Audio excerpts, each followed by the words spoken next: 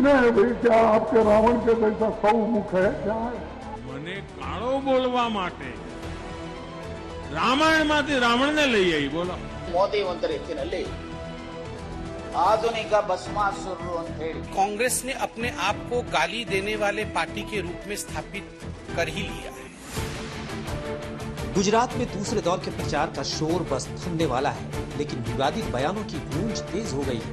कांग्रेस के नए अध्यक्ष मल्लिकार्जुन खड़गे गुजरात के मैदान में कूदे तो विवादित बयानों का पिटारा खोल दिया, जिसके बाद तो गुजरात की चुनावी हवा ही पूरी तरह बदल गई. हर वक्त अपनी ही बात करते हैं. आप किसी को मत देखो, मोदी को देखकर वोट दो. अब भाई तुम्हारे को तुम्हारी सूरत कितनी बार देखना? कारपोरेशन में भी तुम्हारी सूरत देखना, एमएलए इलेक्शन भी तुम्हारी सूरत देखना, एमपी इलेक्शन में भी तुम्हारी सूरत देखना. हर जगह कितने हैं भाई? क्या आपके रावण के जैसा 100 मुख है? क्या है?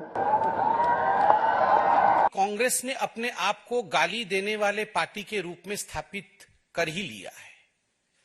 रह रह के नरेंद्र मोदी जी के लिए, जो हमारे यशस्वी प्रधानमंत्री हैं, उनके लिए जिस प्रकार के भाषा का प्रयोग, जिस प्रकार की गालियों का प्रयोग उनके उच्च नेता, कांग्रेस पार्टी के बड़े नेता कर रहे हैं, हर दिन टीवी में देखने को मिल रहा है. It has become a usual procedure. PM पर हमला कोई नई बात नहीं है. सियासत के पन्ने पलटने पर आपत्तिजनक बयानों की लिस्ट सामने आ जाती है. कांग्रेस ऐसी गलतियां करती रहती है जिसका फायदा बीजेपी उठा ले जाती है. इस बार भी कांग्रेस हिट विकेट हुई तो पीएम ने पलटवार करने का मौका नहीं गंवाया. ઉચાળા ભળી લીધા છે અને કોંગ્રેસે મતદાન પથે પહેલા ચાલુ કરી દીધું કે ઈવીએમ ઈવીએમ ઈવીએમ ઈવીએમ. કોંગ્રેસની વિશેષતા એ છે કે ચૂંટણી ચાલતી હોય ત્યારે મોદીને ગાળો બોલવાની અને ચૂંટણીનું મતદાન આવે ત્યારે ઈવીએમને ગાળો દેવાની. बीजेपी ने पीएम पर हमले को गुजराती अस्मिता से जोड़ दिया है. खड़गे की बयानबाजी से कितना नुकसान हुआ इसका अंदाजा तो 8 दिसंबर को चल पाएगा, लेकिन उससे पहले ही कर्नाटक से कांग्रेस के एक पूर्व सांसद ने पीएम को भस्मासुर के बराबर खड़ा करके कांग्रेस के पैर पर खुद ही कुल्हाड़ी मार दी. 100 गाली पूरे हो चुके हैं. कांग्रेस ने अपने आप को शिशुपाल के रूप में प्रस्तुत किया है. अब समय आ चुका है जब गुजरात की जनता और हिंदुस्तान की जनता, जो जनार्दन है, जनार्दन माने कृष्ण है, जनता ही कृष्ण है, जनता ही जनार्दन है. अब हम आह्वान करते हैं जनता से, जनार्दन से और कृष्ण से कि वो लोकतंत्र रूपी चक्र धारण करके ऐसी पार्टी का लोकतांत्रिक रूप से समापन करे. ಅರೆ ಆ ಮಕ್ಕಳ ಭವಿಷ್ಯದ ಮೇಲೆ ಈ ರೀತಿ ಮಾಡ್ತಾರೆ ಅಂತ ಹೇಳಿದ್ರೆ ನಾನು ಅನೇಕ ಸಾರಿ ಹೇಳ್ತಾ ಇರ್ತೀನಿ, ಮೋದಿ ಒಂದು ರೀತಿಯಲ್ಲಿ ಆಧುನಿಕ ಭಸ್ಮಾಸುರರು ಅಂತ ಹೇಳಿ.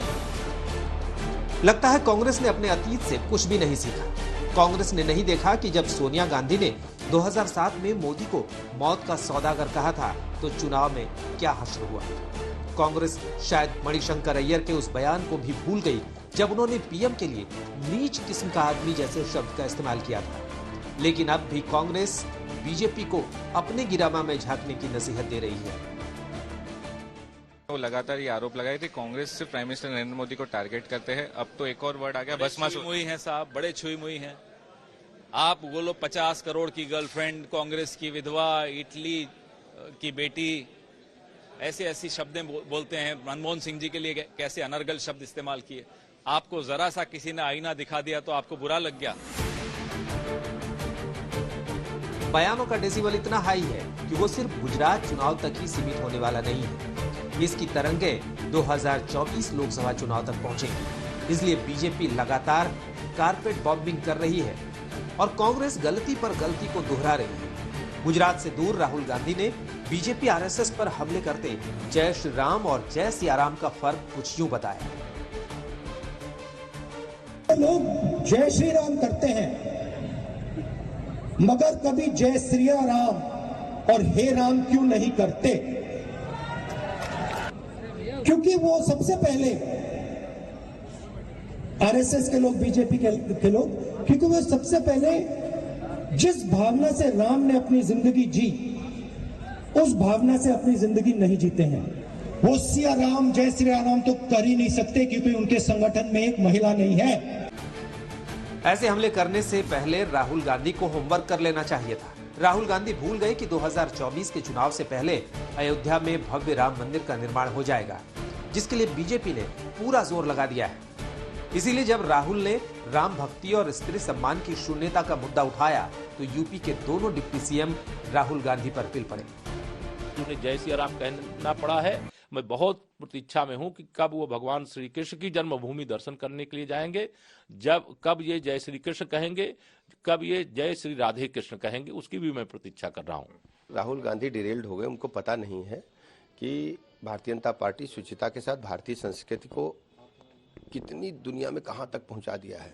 जबकि राहुल गांधी कोर्ट पर जनेऊ डालने वाले ये सिर्फ नाटक मंडली के नेता हैं।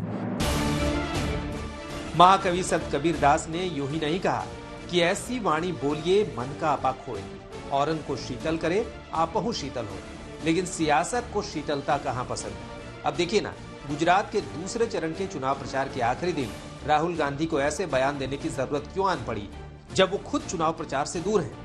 राहुल गांधी कम से कम अपने नेताओं को ही समझा दिए होते, लेकिन ऐसा हो ना सका।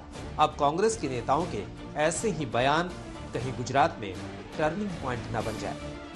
आज तक ब्यूरो।